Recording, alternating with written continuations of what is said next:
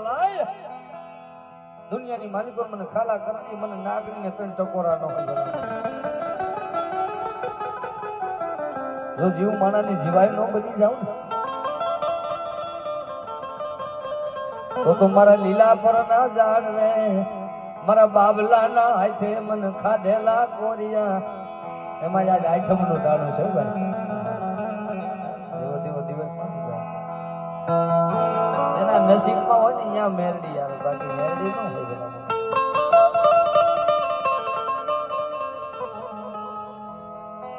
મારા નસીબના લેખ લખનારી મારી ખુલી તલવાર